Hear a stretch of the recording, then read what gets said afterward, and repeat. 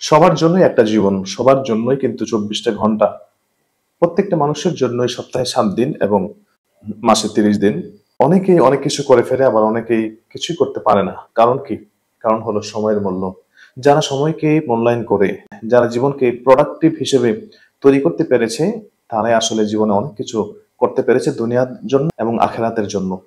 তো জীবনকে যদি আপনি প্রোডাক্টিভ হিসেবে তৈরি করতে চান, তাহলে অবশ্যই আপনাকে কয়েকটা বিষয় মনে রাখতে হবে। ১ নম্বর হলো দেরিতে না ঘুমানো।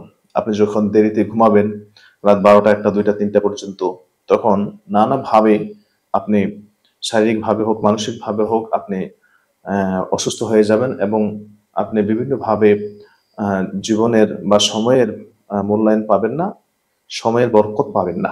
আপনি বলতে পারেন, "হ্যাঁ, আমি সবসময় রাত ২টা ৩টার সময় ঘুমাতে অভ্যস্ত হয়ে গেছি।"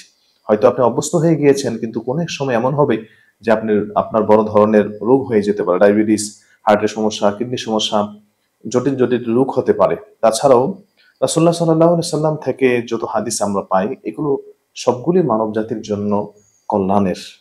রাসূলুল্লাহ সাল্লাল্লাহু আলাইহি সাল্লাম কখনোই এশার নামাজের পরে অপ্রয়োজনীয় কথা বলতেন না, আড্ডা দিতেন না, কোনো কাজই করতেন না। তিনি এশার নামাজ পড়ে এসেই আ একটু আ সময় নিয়ে তিনি ঘুমিয়ে যেতেন এবং তাড়াতাড়ি ঘুম থেকে উঠতেন। তো আমরা দেখা যায় যে আমরা ঘুমাতে, ঘুমাতে রাত ১২টা, ১টা, ২টা বেজে যায়। এর কারণে কিন্তু আমাদের সকালবেলার বরকত নষ্ট হয়ে যায়।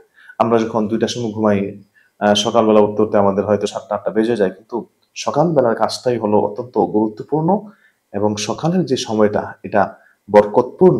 আপনি দেখবেন যে আবহাওয়া যতই হট থাকুক না কেন, সকালবেলা একটা মৃদু বাতাস, একটা ঠান্ডা বাতাস প্রবাহিত হয়ে থাকে। রাসূলুল্লাহ সাল্লাল্লাহু আলাইহি সাল্লাম দোয়া করেছেন, আল্লাহুম্মা বারিক লি উম্মতি ফি বুকুরিহা। হে আল্লাহ, আমার উম্মতের জন্য সকালকে তুমি বরকতময় করো। অর্থাৎ আপনি যখন সকালে আপনার প্রয়োজনীয় কাজ যখন শুরু করে দিবেন, আপনার অফিস বলেন, আপনার সাংসারিক কাজ বলেন, যেকোনো কাজ যখন আপনি ফজর নামাজের পর থেকে শুরু করবেন, দেখবেন যে আপনি অনেক বরকত পাবেন সারাদিনের সময়ের মধ্যে। ২ নম্বর হলো সকালে না ঘুমানো।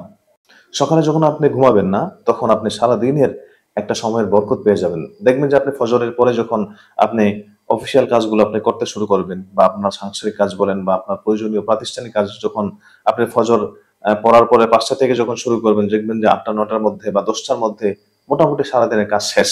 কিন্তু যখন আপনি ৯টা ১০টা ১১টার সময় যখন আপনি কাজ শুরু করবেন, দেখবেন যে আপনার অলসতা চলে আসবে। ২ ঘন্টা ৩ ঘন্টা পরেই আবার জোহরের নামাজ শুরু হয়ে যাবে।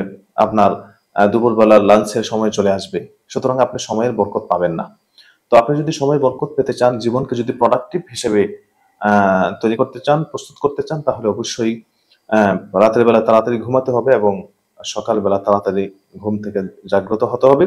বিশেষ করে মোবাইলে যেন আমরা আসক্ত না হয়ে যাই, এই ব্যাপারটা খেয়াল করতে হবে।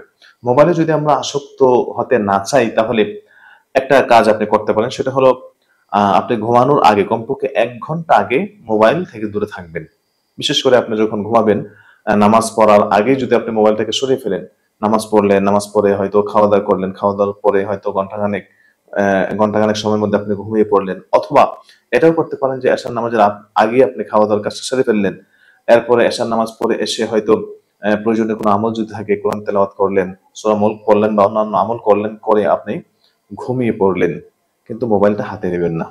এমনি করে সকালবেলা যখন ঘুম থেকে উঠবেন, ঘুম থেকে উঠেই মেসেজ চেক করা, বিভিন্ন টেক্সট চেক করা, এগুলো যদি না করেন, কমপক্ষে ঘুম থেকে ওঠার পরে আপনার অজু করবেন, অজু করে নামাজ পড়বেন, নামাজ পড়ার পরে কোরআন তেলাওয়াত বা অন্যান্য কাজ করার পরে যখন আপনার ৮টা ৯টা বেজে যাবে, তখন আপনি দেখেন। আপনি মনে করতেছেন যে মোবাইল যদি আপনি না দেখেন, অনেক কিছু হয়তো মোবাইলে করে থাকেন। কিন্তু আপনি যদি ৮টার সময় দেখেন, তাহলে আপনার ব্যবসার ক্ষতি হবে না। মোবাইলের অনেক কিছুই মোবাইলের কারণে আপনার বড় ধরনের কোনো ক্ষতি হবে বলে আমি মনে করি না।